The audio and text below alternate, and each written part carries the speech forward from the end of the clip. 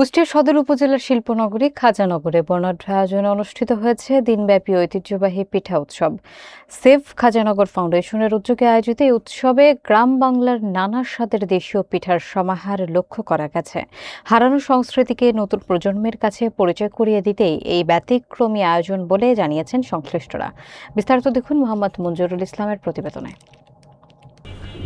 কুষ্টিয়ার শিল্পনগরী খাজানগরের শীতকালীন আমেজে সেভ খাজানগর ফাউন্ডেশনের আয়োজনে অনুষ্ঠিত হয়েছে একদিনের গ্রাম বাংলার ঐতিহ্যবাহী পিঠা উৎসব। উৎসবকে কেন্দ্র করে স্থানীয় এলাকাবাসীর মধ্যে ব্যাপক উৎসাহ এবং উদ্দীপনা দেখা দেয়। এই আয়োজনে প্রধান অতিথি হিসেবে উপস্থিত ছিলেন বাংলাদেশ জাতীয়তাবাদী সাংস্কৃতিক দলের কেন্দ্রীয় কমিটির সহ সাধারণ সম্পাদক মোহাম্মদ মজনুর রহমান। বক্তব্যের শুরুতে তিনি উল্লেখ করেন, গ্রাম বাংলার হারিয়ে যেতে বসা ঐতিহ্য ও সংস্কৃতি নতুন প্রজন্মের কাছে সঠিকভাবে তুলে ধরার জন্য এই ধরনের সামাজিক আয়োজনের গুরুত্ব অপরিসীম। অনুষ্ঠানে বিশেষ অতিথি হিসেবে উপস্থিত ছিলেন বটতলা ৮ নম্বর ওয়ার্ড বিএনপির সভাপতি ইখতিয়ার হোসেন। এছাড়াও স্থানীয় গণ্যমান্য ব্যক্তিবর্গ এবং বিভিন্ন সামাজিক সংগঠনের নেতৃবৃন্দ উৎসবে অংশ নেন। মেলায় ভাপা পিঠা, চিতই, পুলি, পাটিসাপটা, দুধ চিতই সহ হরেক রকমের দেশীয় পিঠার স্টল সাজানো হয়।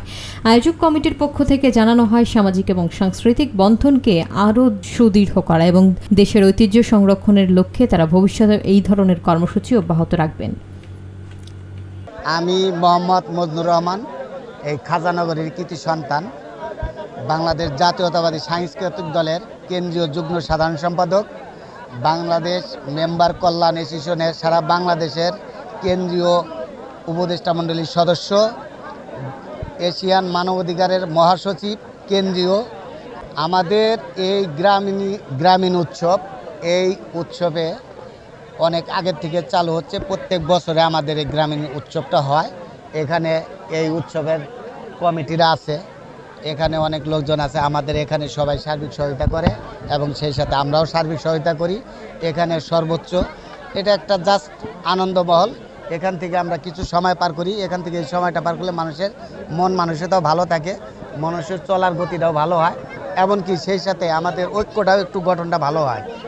ঈদগাহ মিটিংটার পরে আমি ওনাদের কাছে বলবো, সাধারণ মানুষ দিয়ে বলাবো, আমাদের খাজানগর যেন দ্রুতভাবে একটা হাই স্কুল হয়, ছেলেপেলেগুলো যেন খেলাধুলা করতে পারে।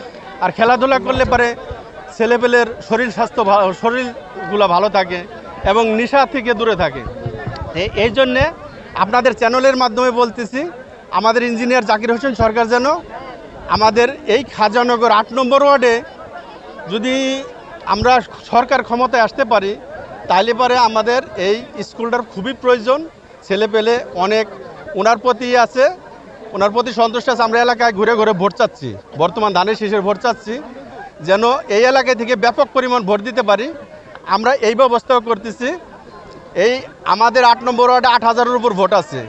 পাটিসাপটা পিঠে, জামাইকে 7 রকমের পিঠা খাওয়াইতো, এখন তো সেটা নাই।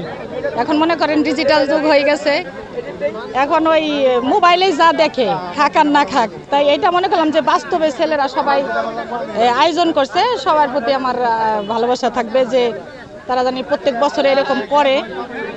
আমরা আসবো, দেখার জন্য আসবো, ছেলেমেয়েরা খাবে, আনন্দ উপভোগ করবে। সবার প্রতি এরকম একটা ভালোবাসা রেখে আমার ঘোরাফেরা এটুকুই শেষ। ভালো লাগছে, অনেক ভালো লাগছে। আমি হয়তো অসুস্থ একটু, তারপর আমি থাকতে পারি নাই। পিঠা উৎসব শুনে আমি চলে এসেছি। রকমের পিঠা আছে, এমনকি ফাস্ট ফুডেরও অনেক আইটেম করা হয়েছে আমাদের এখানে।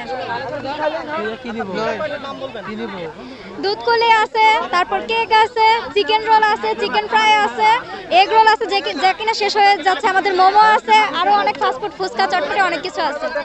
বেশি একটা পিঠা উৎসব হয় না। তো সেভ খাজানগর ফাউন্ডেশন প্রতি বছরের নেয়, মানে 2024 সাল থেকে তারা স্টার্ট করেছে। আজ 25 সাল, মানে দ্বিতীয় সিজন না। গত বছর আমরা দোকান দিয়েছিলাম, তো এবারও আমরা দোকানটা দিয়েছি। তো আশা করি আমাদের অনেক ভালো লাগতেছে। আমাদের একটাই কথা, সব ব্যবসা নয়, কিছু ব্যবসা আনন্দের হয়। আমরা আনন্দের জন্যই ব্যবসা করতেছি। জাস্ট যে কটা খরচ হয় সেটা এগুলো আমরা তুলবো। এটা আমাদের প্রতি বছরই হয় এখন খাজানগরে। এখানে খুব ভালো লাগে। হ্যাঁ, সারা অনেক ভালো। আর এই পিঠা উৎসবটা আমাদের বাংলার ঐতিহ্যবাহী উৎসব। আমরা আবার নতুন করে এই উৎসবে আমরা মিলিত হতে পেরে মানে খুবই ভালো লাগছে। আর এসকে ফাউন্ডেশনকে ধন্যবাদ জানাই যে প্রতি বছর যেন এই আয়োজনটি করে, আর আমরা যেন প্রতি বছর নিতে পারি এবং সবার সাথে মিল করে আমরা